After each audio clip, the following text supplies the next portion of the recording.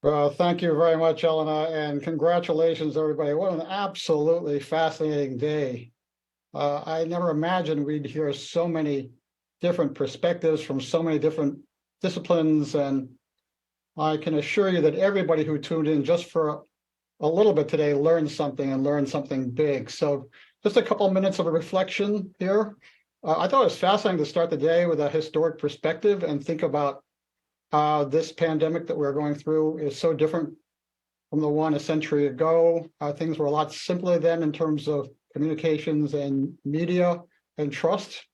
It was fascinating to start with a global perspective and realize that we in the US are going through what every other country is going through.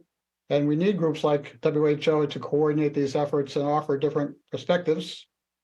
We heard some very good and constructive debate about the committee's definition of the infodemic and some suggestions from some that maybe we should try to remove some of the adversity in the information environment, perhaps referring more toward rumoring, for example.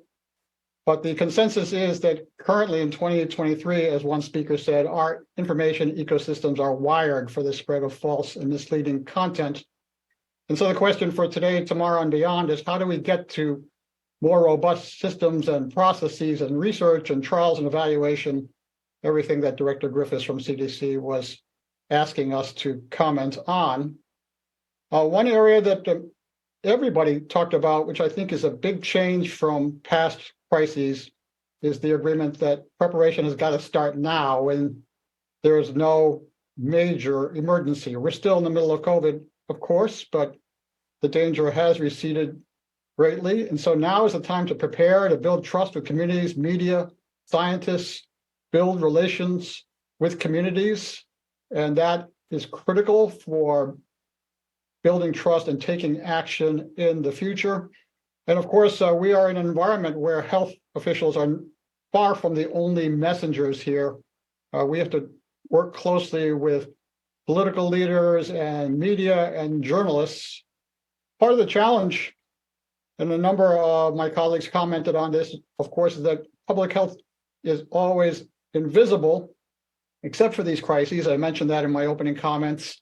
And so can we use a quieter time to raise visibility and raise value and validate pro-health policies? One commenter mentioned that public health shouldn't always be about communicating fear. I have a colleague who has said, why do we always talk about the leading causes of death? We should also be talking about the leading causes of life. Things like gratitude and hope and appreciation for the incredible gift of health that public health grants us day in and day out. There are some excellent conversations and discussions about social listening systems for building better systems having to do with early warning and event-based surveillance. It would be really amazing if someday everybody had the capacity to graphically view those interconnected communities that we saw in one presentation. That was pretty stunning. And thinking about how information spreads within those interconnected communities. Lots of discussion saying that we should focus not just on the message, but the messages to various publics, not just one public, and trying to decide who the messengers should be and to what specific audiences. We have to leverage those in health systems like doctors, nurses, and social workers in the healthcare setting.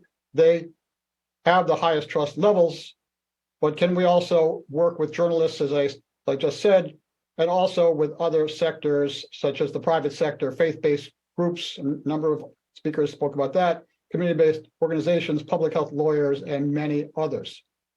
It was heartening to see that research has started in this area. Attempts to classify types of misinformation and disinformation, attempts to establish anti-infodemic centers in the US and abroad. And then finally, I just want to thank my colleagues at the state and local level.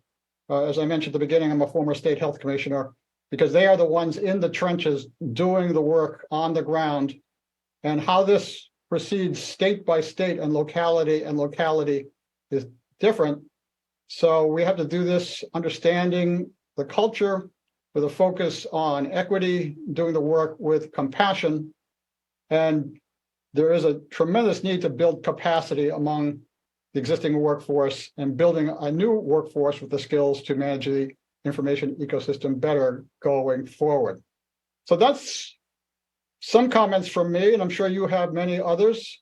But I think we're going to be thrilled now to move on to day 2 tomorrow, which will bring a even broader social ecological framework to examine interventions at various institutional or structural levels, at the community level, at the individual level, at the informational level.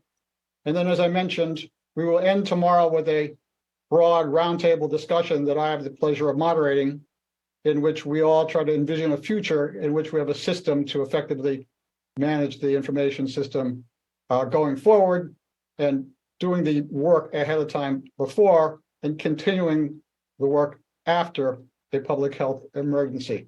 So we got so much done today. It's been absolutely fascinating. I want to thank again the NASEM staff, the planning committee, the moderators, the speakers, and we'll see you all tomorrow morning at 10 a.m. to continue the conversation. Thank you so much.